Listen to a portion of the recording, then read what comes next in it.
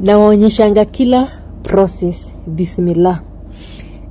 Nataka tusage zile na gooseberry. Sijui naje nakumbuka hiyo video nikiwaonyesha. Najua hamkumbuki, ni wageni wamekuja sasa, ni wageni watapata hii video. Wanitukane pale kwa comment section. Jua amenijua leo.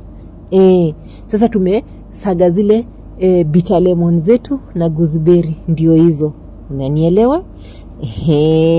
Sasa hizo tutakuwa tunazikunywa mdogo mdogo. Tutatafuta tu time ya kukunywa. Tutaona ni wapi tutazimix.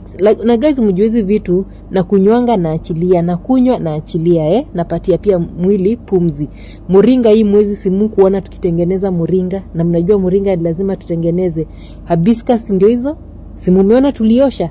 Si kuonyesha pati ya kuosha.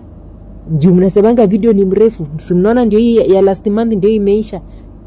Moringa sunaona kenye kamebaki ndio yako. Sasa lazima kuwe na stoko.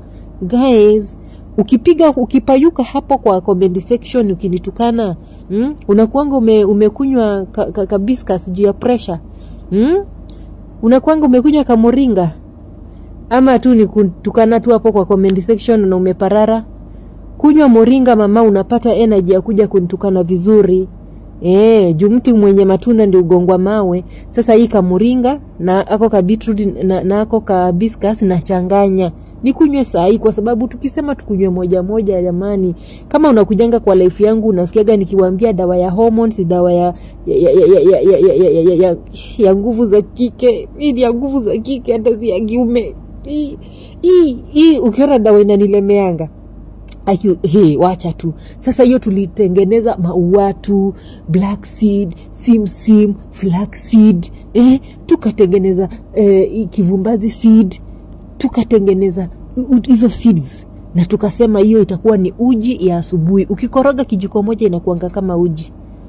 Sasa hiyo ni ya asubuhi. Unaona? Nywanga asubuhi, na hiyo moringa tunakunywa sasa hivi usiku inshallah kabla nilale. Mwenyezi Mungu kama atanijalia nilale. Nione usiku. Ndio hiyo. Alafu hii tunakunywa asubuhi. Juu tukikunywa usiku inaleta ile shida. Inaleta shida, na hii sio ya vinyongezi manake hii ni hatari. Sasa hii tunakunywanga asubuhi ndio tukue na hiyo energy. Sasa hiyo nguvu tuifanyishe kazi. Tuambie Waiguru tufanyishe kazi.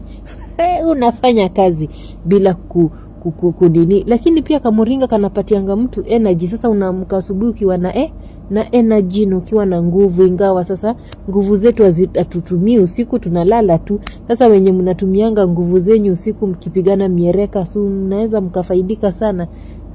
Sasa si tunakunywa kwa raha zetu, yani tu ile kupatia mwili haki yake.